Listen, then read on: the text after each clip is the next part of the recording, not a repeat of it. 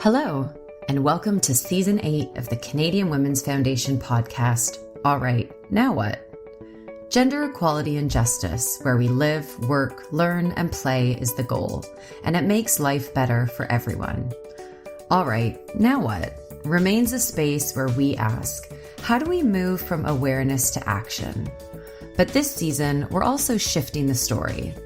Through powerful storytelling, expert interviews, and bold conversations, we'll explore what true equity can look like, especially for those who are too often silenced or overlooked. The work of the Canadian Women's Foundation and its partners takes place on traditional First Nations, Inuit, and Métis territories. We are grateful for the opportunity to meet and work on this land. However, we recognize that land acknowledgements are not enough. We need to pursue truth, reconciliation, decolonization, and allyship in an ongoing effort to make right with all our relations. I'm Louise O'Shea at the Canadian Women's Foundation. Today, we're joined by Michelle Osbourne, an empowerment speaker, self-image activist, and founder of Michelle Osbourne & Co. Michelle is also one of our judges for the Feminist Creator Prize this year. Together, we will explore the realities of entrepreneurship. Michelle will share the lessons that shaped her as a feminist creator and why authenticity matters more than perfection and why community matters more than follower counts. So you are an online creator, an entrepreneur, a communications specialist, a mother. What can't you do? Oh, there's a lot I can't do. And I don't do all of that well all at the same time, I tell you. I think one of the things that I've learned is that I can't do it all and I don't know it all. And especially when you have children, they bring a whole nother outlook on life where you have still a lot to work on. So no, I don't do it all. And I used to think that I could. Um, and I think that's one of the things we'll get into the conversation today. So, Michelle, let's talk about your journey. What came first, starting your own business or being an online creator? Definitely being a creator. It was never in my plans to be an entrepreneur. It was actually something that I had to do out of necessity. So I moved to Quebec City about 10 years ago for love, as a lot of people do. And I met somebody who I thought that I was going to spend the rest of my life with. That relationship didn't work out, but we did have a child together. And so when we split up, I had to figure out a way to support her because essentially the partner I was with was supporting me. Quebec is a predominantly French speaking province. I had zero. And when I say zero, I had zero knowledge of French.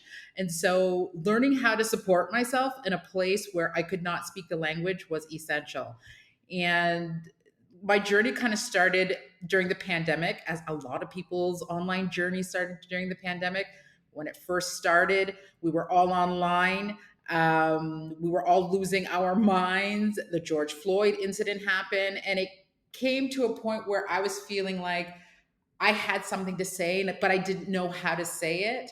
And then I found TikTok, and almost immediately I was drawn to it and I started my journey there. And I actually, right off the bat, became quite successful. Now, TikTok is a lot harder to be successful at, but when the pandemic first started and it was new, it felt a lot easier. And so that's kind of where my journey started. And then along the way, I realized through the pandemic that I had to have multiple sources of income because at the time I was doing contract work as a literacy professional, which is also part of my job. And then I started doing, brand deals, speaking, and then that's where Michelle Osbourne and Co. came about. So really, being an entrepreneur came out of necessity, not out of want. I think, I think entrepreneurship is hard. I think it's not for everybody, and although all of that, it has completely changed my life in a good way. So let's dig into that a little bit. Becoming an entrepreneur out of necessity. What do you think the biggest challenges and barriers are to entrepreneurship these days? First of all, one thing I really want to say, and I said this before, entrepreneurship is not for everybody. And I think social media makes you feel like you have to or like you should want to do that, right? And I will say at the beginning of my journey, I felt like, yeah, like everybody's doing it. Like, this is why I'm doing it. But you have to do it because you love it, not for money, because you will not be successful if it's only about money. I'm going to say that for sure. I really believe in focusing on within instead of external.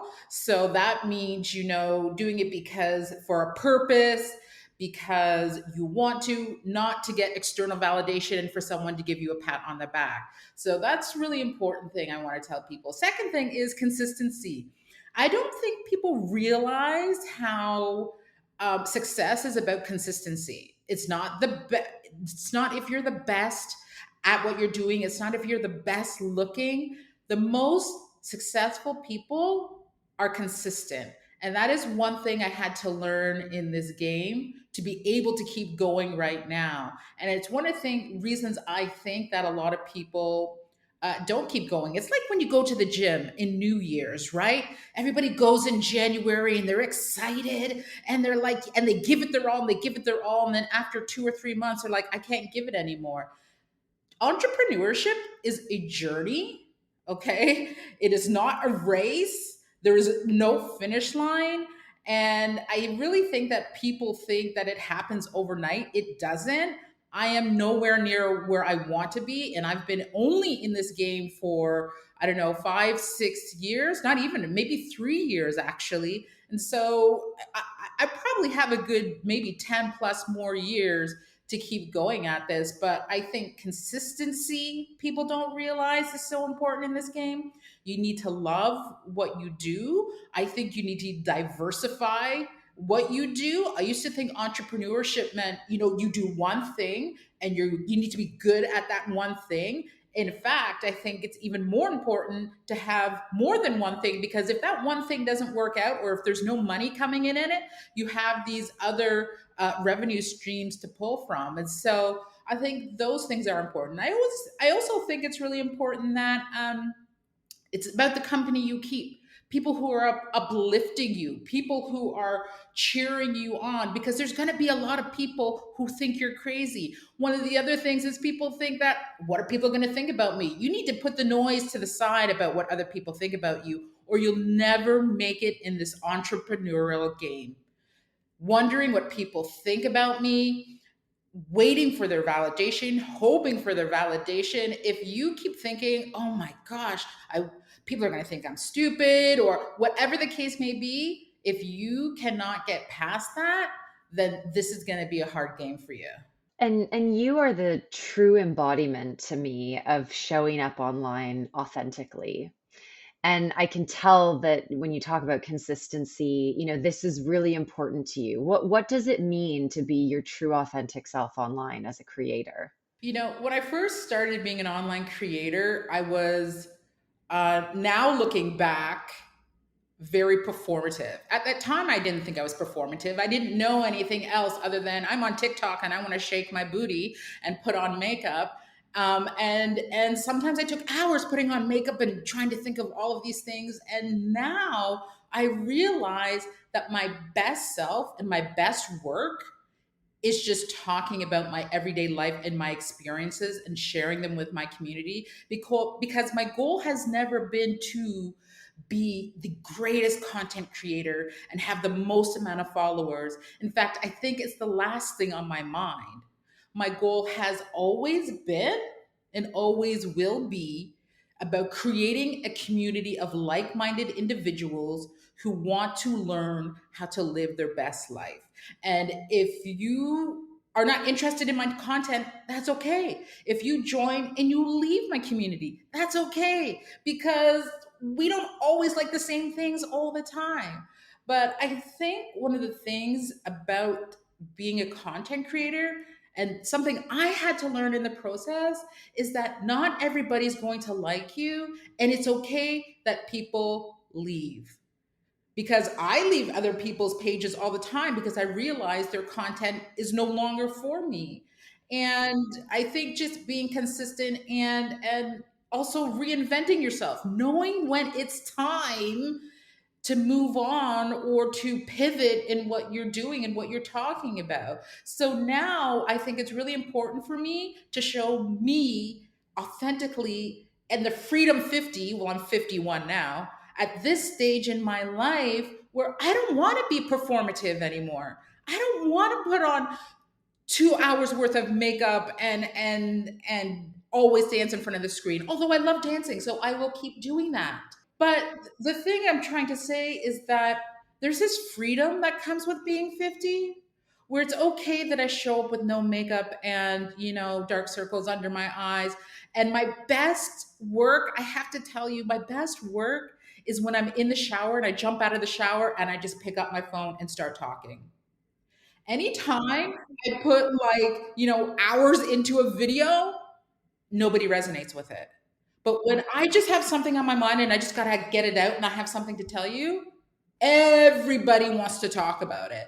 So that made me realize how important authenticity is and was, because that's what my drives my community and that's what keeps me doing what I want to do, because I don't have to think of anything. I get up and I say what's on my mind, and that's my content. Literally, that's my content now. I love that. And it's, I mean, it must be so rewarding to be in that place where you know now the feedback from your community is exactly what they want, like your true self, your true thoughts.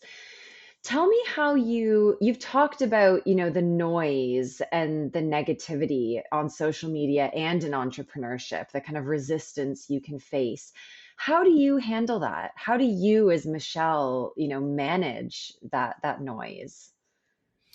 Um, I've been really lucky on social media, even though I'm a plus size woman. I would say my hate has been like less than 1%. And I know there's content creators who get a lot of it, especially those who are in the body positive or body liberation space. But when I do get it, I use it as a learning opportunity for my audience. I no longer clap back and in fact, I think there has been only one time where I've clapped back and had something to say. And I say, actually, your comment, I'm going to turn it into a learning opportunity for my audience. Because one of the things that I had to realize being a content creator is that not everybody's going to like me and not everyone's going to agree with me as much as I would love them to. And guess what? Not all of my content is for everybody. And I know this because not all of everybody else's content is for me either. So it's okay that someone thinks I'm attractive. It's okay that someone thinks I'm disgusting. It's okay for me. Some people might disagree, but there's some people I don't like either. And so we're all allowed to be able to feel those ways. Now, do I think they have no time on their hands to have time to talk and type the derogatory comments to people? I really think you have no time. Like if there's things that I don't like, I keep scrolling. You must really have no time. You have, a lot of time on your hands, excuse me, to have to do all of those things. But I will always turn it into a learning experience for my audience and truthfully for myself as well. Yeah, that's a really beautiful way to turn it on its head.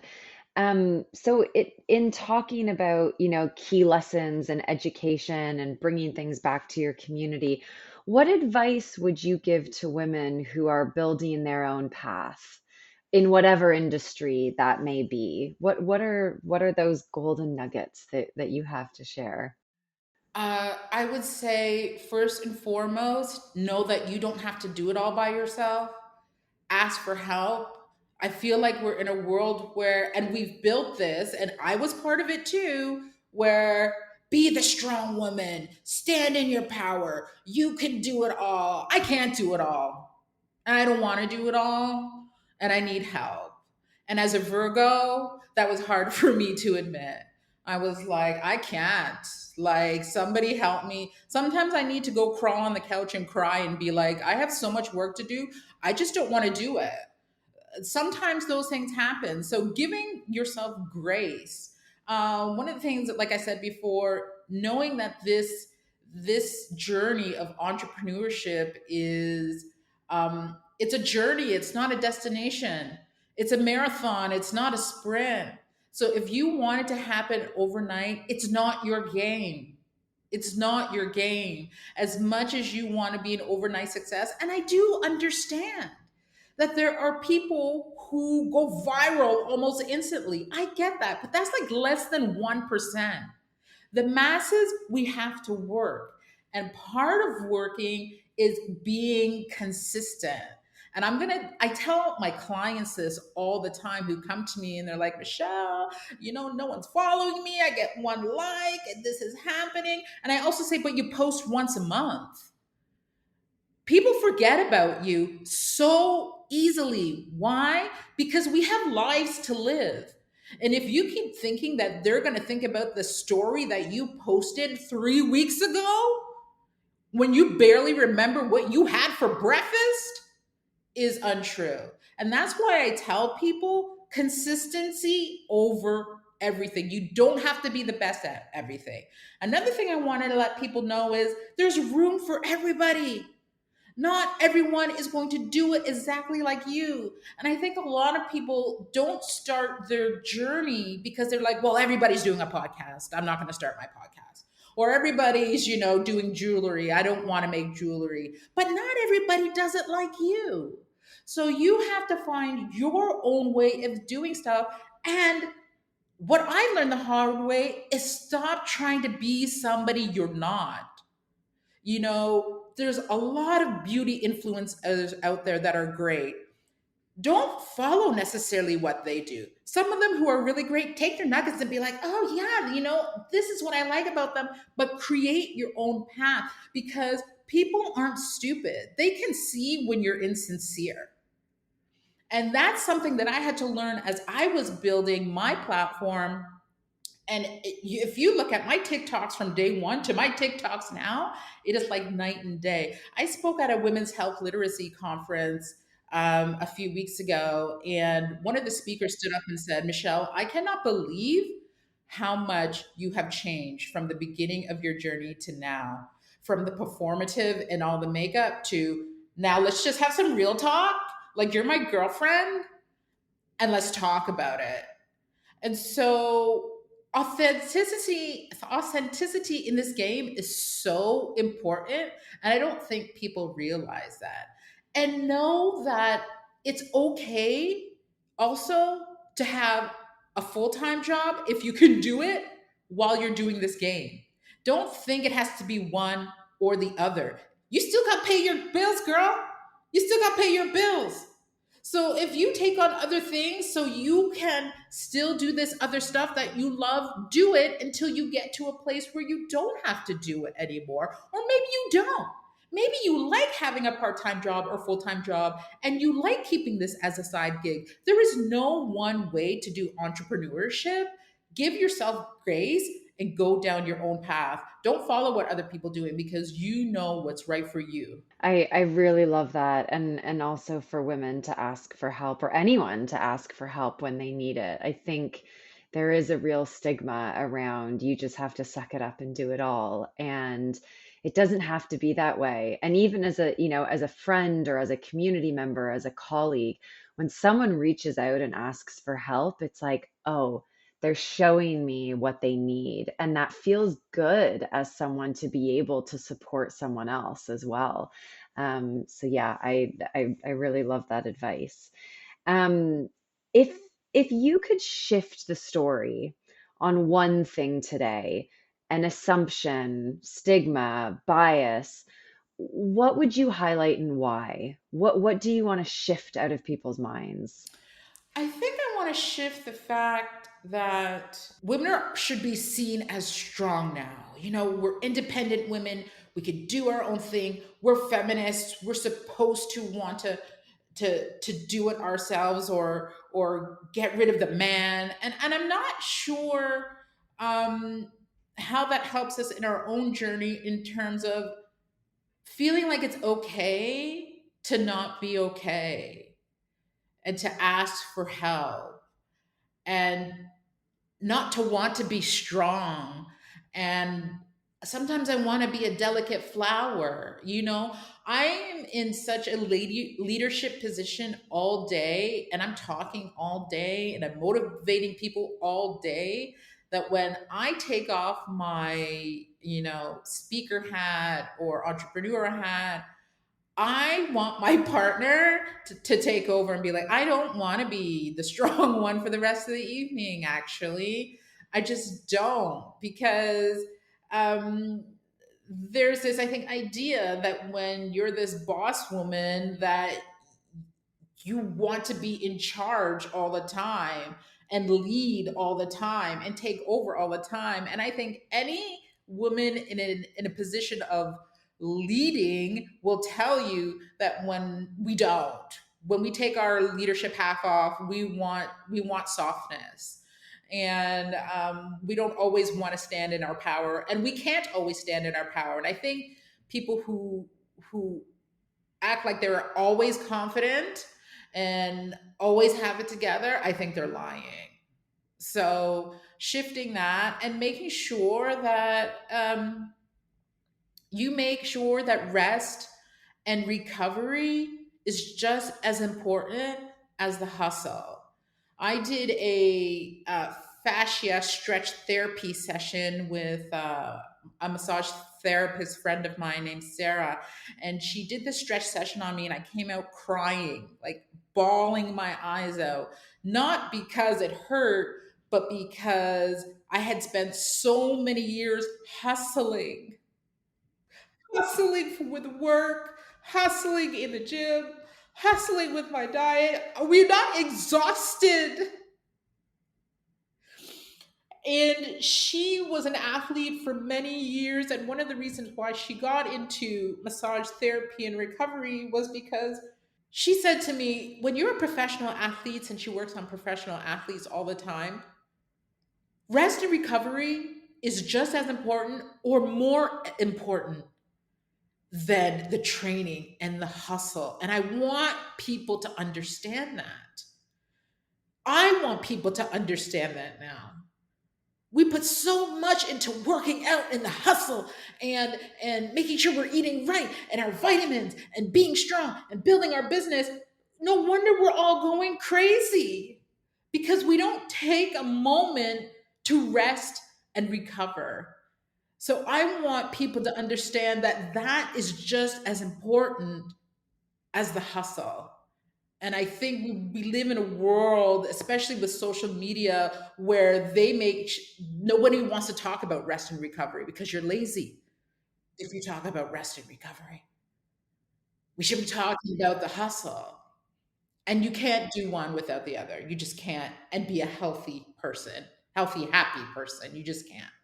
Yeah, where's the self-care in that? And what's that teaching, the next generation, our children or young people or whoever it may be, to just see you go and go and go and go. It's yeah, I completely agree. Well, it doesn't make me a happy mom for sure if I don't take time, because, one of the things I always tell my audience is give to yourself before you give to anyone else. Because if your tank is empty, how do you expect to give to everybody else? I have these conversations with my clients all the time. I can't time for exercise. I can't time for myself. I said, listen, dopamine, that feel good hormone that sets you up with motivation, is the highest in the morning. Is it hard to get up early before everybody else? Absolutely. But I do know, because my motivation is highest in the morning, I'm going to put it into myself. That means I'm going to go for a walk at 6 in the morning, because after that, my day goes to everybody else. It goes to my work, it goes to my child, it goes to my partner. And if you think I'm going to the gym at 7 o'clock in the evening and I'm going to be motivated to do it, my dopamine tank has been depleted. So I've had to discipline myself to get up, to prioritize myself before I give to anybody else. Because if I'm just giving to everybody else, how am I going to take care of people when my tank is empty? It is impossible. We need to add wellness coach to that list at the beginning that I reeled off there of all of your strengths and expertise. Yeah, I'm really gonna sit with that one. I mean, I have a 3-year-old and I feel you in terms of topping yourself up and giving yourself space before everyone else, because it's so easy to just let the world creep in and take that up from you, rather than taking that for yourself. So thank you for shifting the story on that. I think it's no matter what you do, what industry you're in, who you are and who you're responsible for, it is that element of self-care. It's so important. Yeah, I think it's so important. You know, I see so many people even giving to their phones before they give to themselves. We wake up, let me check my phone. How do you give to your phone before you give to yourself?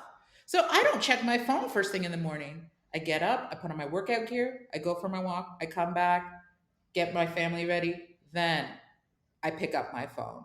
How are we giving to our telephone before we give to ourselves? That is great. Yeah, that is great advice. And so we have the Canadian Women's Foundation has the Feminist Creator Prize, which you are a judge of this year, which recognizes digital and online content creators. What prompted you to say yes to us? Listen, as soon as soon as you guys asked me, it was like an emphatic yes, yes, yes. Because in the political climate that we are in now, the world we are in now, uh, women's voices are being silenced more than ever. And I think the Creator Fund is a way of recognizing individuals for their courage to do the work that they do and to encourage them to keep going. Because if we are not cheerleaders for ourselves, who is going to cheer for us? And so I think it's really important. I think it was a really important thing that I said yes to this initiative because I have a daughter too. I would love for her to be a feminist creator or someone who gives back to the community, which she will be. It's inevitable. It's going to be in her because she lives with me. But I think the work that people are doing to bring the voice for those who don't have a voice, who don't know how to have a voice, who can't have a voice. I think it's important for us to recognize those who are doing the work. And for me, it was a no-brainer to be a part of that process, like a no-brainer. All right, now what? How can each of us take action or get involved to support entrepreneurs, online creators, women in this space? What would you tell us? How can we take this further? Well, I think sometimes people think that you have to buy their product or service and able to support a creator. And if you are able to, that is amazing. That is perfect. But just sharing creators' material, interacting with their videos and commenting, liking, those things go a long, long way. Because if you are someone who's not a creator or who doesn't know how to use their voice, sharing their content so other people can see it really helps the creator. And I think one of the things in content creator land that is a big conversation now is the question of why do strangers support creators more than their family and their friends? And that was kind of one of the things that I had to struggle with. I was like, my family, my friends never interact with my content, but I have these strangers, high fiving me and interacting. And so I had to realize that perhaps my content is not for them, and recognizing that there's over 8 billion people in the world that it could be for, and not taking offense to that. So really just doing things like submitting someone for the Feminist Creator Fund, like sharing their story, like talking about what they do. Those things go a long way in order for a creator to be seen and heard and ultimately be successful. Thank you for helping shift the story on safety, leadership, justice, power, and rights. You can visit CanadianWomen.org today to learn more and stay connected. We believe everyone should be able to exist without fear of harassment or abuse. You can help make that a reality. Text SAFE, SAFE, to 20222 to give $10 and support women, girls, and gender diverse people throughout Canada. Small actions can lead to big changes. We appreciate your support.